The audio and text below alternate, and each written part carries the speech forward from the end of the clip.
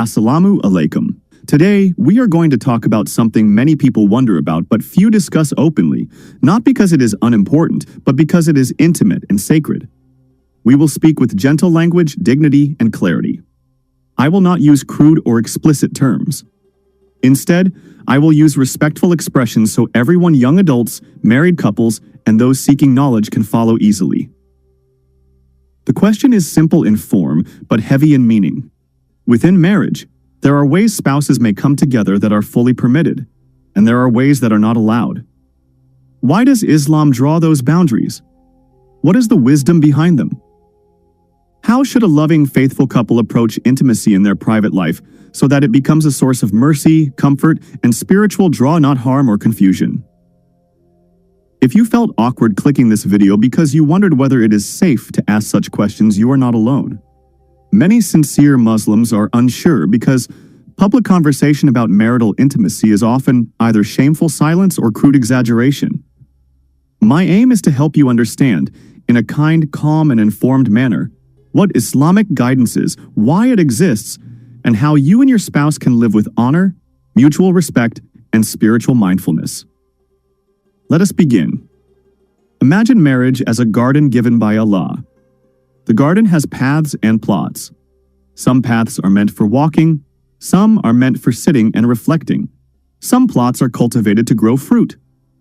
When a couple is married, they are given access to certain parts of that garden for nourishment and joy. The Quran describes the marital relationship with a vivid image. Your wives are like a cultivated field, for you something close, something tender, something that must be treated with care. That image invites us to see intimacy not as a private, selfish act, but as a form of mutual cultivation. The husband and wife care for one another, plant goodness, and harvest mercy.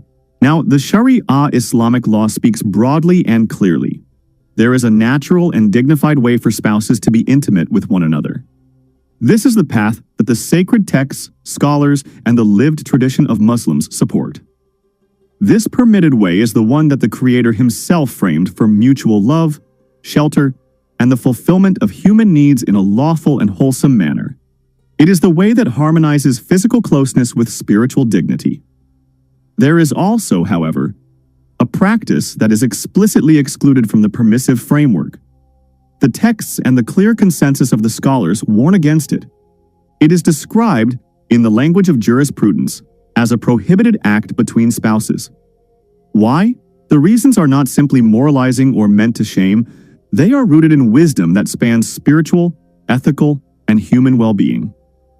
Before we explore the wisdom, let me be explicit in tone and respectful in language. Islam affirms the beauty of marital affection.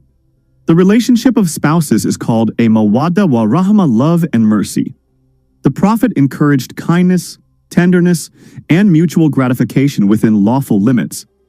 At the same time, there are lines drawn not to punish desire, but to guide it so that desire leads to long-term well-being and not to harm. So why is one approach allowed and another disallowed? Let us look at several dimensions of wisdom. First is the textual foundation. The Quran used the garden imagery to direct how spouses may approach one another with tenderness and in a manner appropriate to life and generation. The prophetic tradition, while always honoring privacy and dignity, also contains clear prohibitions that the scholars have understood and transmitted down the centuries. Where the primary texts are explicit, the jurists of the major schools of law reached agreement. One way is legitimate, the other is not. Second is the dimension of health and welfare. Human bodies are entrusted by Allah to each person. The Sharia considers both spiritual and physical well-being. Practices that are likely to cause harm, injury, or long-term negative effects are discouraged or forbidden. Many wise jurists, looking at the whole person, body, mind, and family, concluded that protecting welfare is part of divine guidance. In other words, prohibitions are not arbitrary. They often protect against harm that may appear only with time. Third is the social and moral dimension. Marriage is not only a private pleasure, it is the seedbed of family and society. Actions that disrupt trust, dignity, or the stable environment for children are treated carefully by the Sharia. The prohibited direction is viewed as something that can undermine the delicate trust between spouses if treated casually or without mutual consent and full care. So the law safeguards the marriage by discouraging what may destabilize intimacy and mutual respect. Fourth is the spiritual symbolism. The life of faith asks us to channel physical desires into acts that bring us closer to the divine. When spouses act within what is permitted, their union becomes an act of worship in the sense that it conforms to divine limits, gratitude, and reverence. When we step outside those limits, the act is no longer aligned with the spiritual intention the Sharia calls us toward. These are the broad reasons scholars and teachers offer. Now, let me be precise and practical without using coarse language.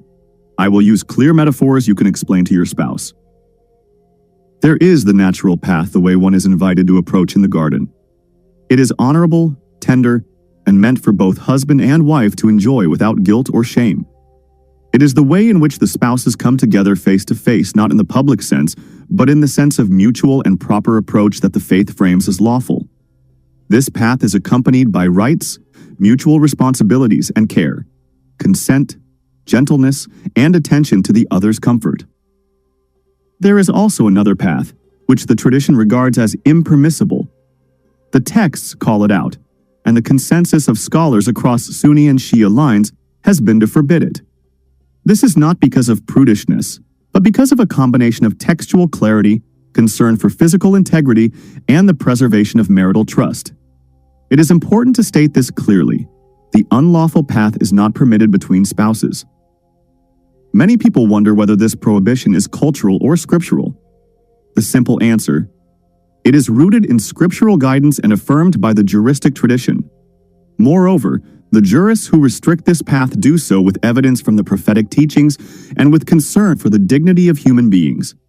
Where there is consensus, community practice has followed, not to burden people, but to protect them. We should also address the common modern questions. What about consent? What about privacy? What about experimentation? First, Islam considers consent between spouses essential. Any physical intimacy cannot be coerced.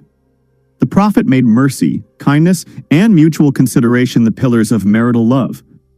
Within the bounds of what is permitted, spouses should be attentive to each other's comfort. If one spouse feels pain or strong discomfort with a particular intimacy, it is an act of faith and love to stop and find a gentler, mutually pleasing way. Second, privacy is sacred. The bedroom is not a stage.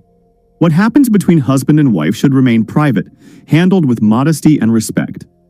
The Sharia's limits are there to protect that privacy from being misused or turning intimacy into a source of scandal or harm. Third, the question of novelty or experimentation. A healthy marriage can welcome tenderness, creativity, and lawful variety. The core principle is this: anything that does not violate the sacred boundaries, that is consensual, and that maintains the dignity and health of both partners while bringing them closer in affection is encouraged. The language of the tradition is often positive about mutual enjoyment, so long as nothing forbidden is introduced. Now, let us discuss wisdoms that many find helpful and comforting when they reflect upon these rules. 1. Protection of dignity. The Sharia is deeply concerned with honor. Intimacy is honored by limits. Those boundaries teach spouses to treat each other with extreme care.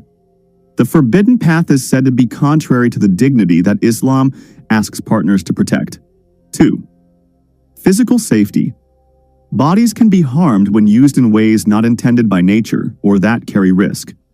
The jurists were concerned not to allow practices that might bring physical harm or infection, especially in times when medical care was less available. The principle remains: do no harm. 3. Spiritual purity. Islam links the physical and the spiritual. An act that is outside the lawful bounds can make it easier to drift away from daily remembrance, to trivialize sacredness, and to treat love as mere animal instinct. The law invites us to make love meaningful. 4. Emotional trust. Intimacy builds deep bonds, but it can also wound them. The prohibited act has been seen by scholars as one that can, in certain contexts, cause humiliation or emotional injury, and thus jeopardize the mutual trust that a healthy family depends on. 5. Social stability. Children, family structure, and long-term well-being are preserved when the bedrock of marriage is mutual dignity. The law protects the family unit by discouraging practices that might destabilize it. It is worthwhile to highlight a modern approach many counselors and faith leaders take today. When intimate issues arise within a marriage, the first line of approach should be compassionate conversation. Couples should ask, "How are you feeling? Is this comfortable? Do you want to stop?" Consent and mutual care are the real heart of the matter. Religious rules are not there to be cast as cruel restrictions, but to be safeguards to love that lasts. Some viewers may wonder, are there any exceptions? Might there be cases where certain urgent needs make a different ruling appropriate?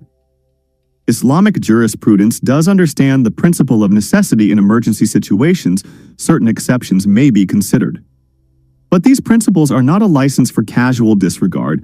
They are guided by the highest aims of the Sharia, preservation of life, intellect, lineage, wealth, and faith. Exceptions are carefully and narrowly applied by scholars and not used to justify behavior that is contrary to the broad intent of the law. Let me give a few practical, compassionate suggestions for married couples who want to keep love lawful, tender, and spiritually healthy. Communicate openly and kindly.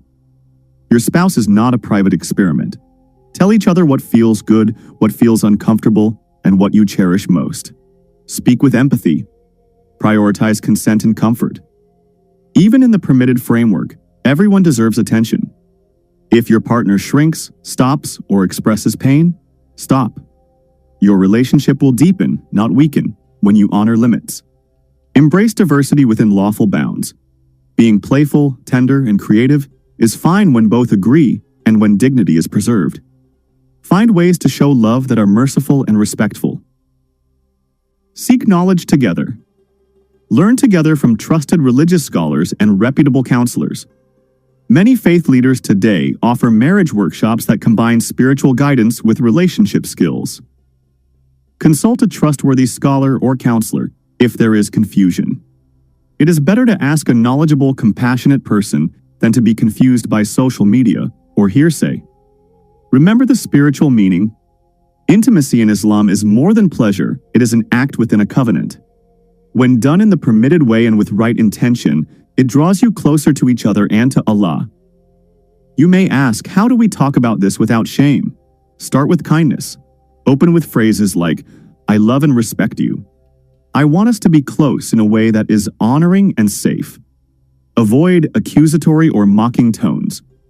Remember that believers are urged to speak kindly and to cover the faults of others. Now, for some viewers from different traditions, the teaching we describe that one kind of intimacy is permitted while another is forbidden is not unique to Islam. Many religious traditions draw lines around sexual conduct for reasons of dignity and social stability. What is unique in Islam is the way these lines are embedded within a larger vision. Marriage as mercy, physical appetite as part of divine design, and boundaries as protections for the heart, body, and community. We should also address misunderstandings. The prohibition is not a condemnation of desire. It is not a statement that the body is shameful. On the contrary, the Sharia affirms desire as natural, to be channeled within a loving, committed bond. The rule exists to shape that desire so it becomes a source of blessing, not harm. I want to say a word about repentance and dignity. Some who have erred in the past worry that they are now alienated from faith. In Islam, the door of repentance is always open. Making a sincere turn to Allah, seeking forgiveness, and aligning one's life with guidance restores dignity. Speak to a trusted imam or counselor who will remind you of mercy, not shame. Finally, for the practical, if you are married and want a happy relationship, put mercy and tenderness first. The Prophet emphasized kindness. The best of you are the best to their families. Make each other's comfort a daily practice. Pray together, forgive easily, and make the private life of your family a place of safety and joy. Before we close, let me repeat the central message in simple terms. Islam offers a generous, healthy, and noble framework for marital intimacy.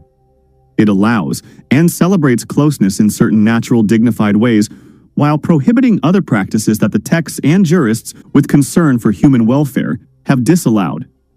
These boundaries are not meant to crush joy, but to ensure that joy lasts, that it is safe, and that it is ultimately aligned with a life of faith. If you found this helpful, consider sharing it with someone who seeks gentle clarity.